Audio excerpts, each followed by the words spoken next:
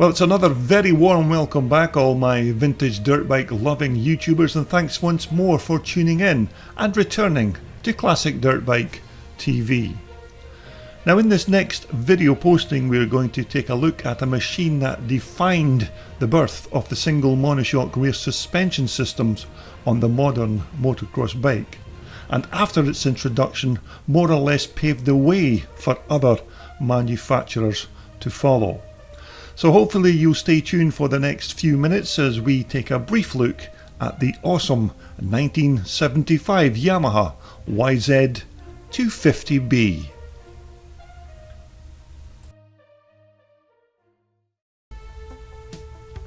Now, this particular bike was another of those smash and grab affairs that I managed to capture at the 2020 Telford Classic Dirt Bike Show, and although I only had a couple of minutes to just get a few pictures and clips of this bike, it's still certainly worth a look here on my channel. Now, these 1975 YZ250Bs were said to be the very first production motocrosser to be fitted with the new style single rear shock suspension system. But as well, you know, this new monoshock suspension was designed by Belgian engineer Lucien Lilkens, who actually first offered his design to Suzuki, who of course turned it down, but then soon after he struck a deal with Yamaha. But whether this particular bike is an original or even a restoration, I'm not exactly sure, although it does appear to have all the correct parts fitted for a 1975 machine. But these 250B Yamahas weren't the easiest bikes to get a hold of in 1975, as fewer than 1,000 were actually made available in the US at the time, but they were hugely expensive, and you had to be a top rider and go through a rigorous vetting process to get your hands on one of these beauties. But these 250B motors were basically just upgraded versions of the older DT Enduro engines. Now, these had a 6-pedal reed valve intake with torque induction, of course, a 5-speed gearbox, and of course a relatively modern CDI capacitor discharge ignition. But these two-stroke motors were very quick and had an almost light switch type power delivery, although the motor did have a relatively light flywheel, so the bottom end of the power curve wasn't really that great. But on the downside, the front forks on these bikes weren't really the best, and were the weakest link on the entire bike, and the riders would complain about them being too soft and underdamped, although yet again the stanchions were well undersized and they tended to flex a lot,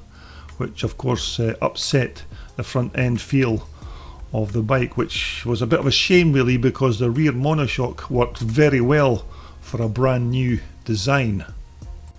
Now, the bike's side panels originally would have been made from fiberglass, which, as you'd expect, broke quite easily,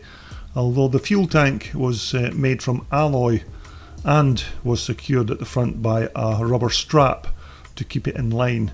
with the Yamaha works bikes of 1975. Now, magnesium again was used on these YZ250s to reduce the weight, and the motor's right and left crankcase covers and the front and rear brake back plates were all manufactured from magnesium to try and help keep the bike as light as possible. Now, these YZ250s also had an upswept expansion chamber that exited the centre port barrel and then crossed over to the right hand side of the bike before joining on to that very small tailpipe at the rear. But the expansion chamber was made in two sections to make it easier to remove from the bike. Now, of course, these white, red and black models were the European version of these bikes, whereas of course the American versions would have had the yellow and black livery on their bikes. But these bikes again were pretty close to what the full factory bikes were for 1975, and that's probably why they had an £1,800 price tag,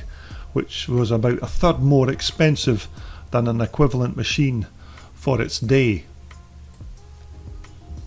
Now, on the day of the show, I never really actually found out if this bike was for sale or just a show bike,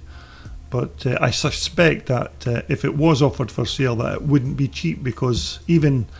if it is a restoration, it's still a lovely looking bike, and would be a great addition to anyone's classic dirt bike collection.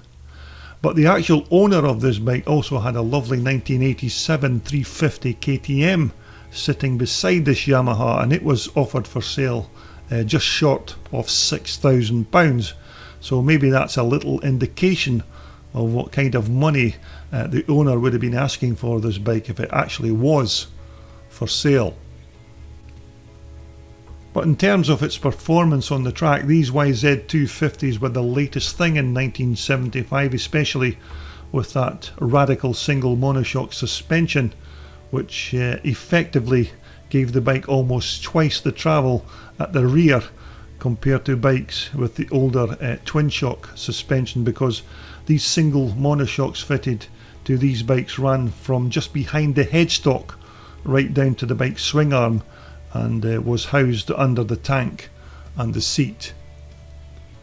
But the overall package of that peaky two-stroke motor and a relatively light chassis, and of course that new fangled rear suspension system, made this bike into a sure winner. But it wasn't available to everyone, and you had to have a decent set of race credentials to be able to get your hands on one of these puppies. But overall, these were fantastic little bikes, and if you were prepared to dance up and down on the gearbox and keep that two-stroke engine in the mid-range and put up with the sometimes squidgy front forks, then this little YZ would certainly help propel you to the front of the pack.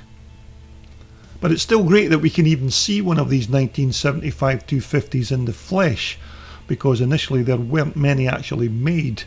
and the ones that were distributed were only to the cream of the motocross hierarchy.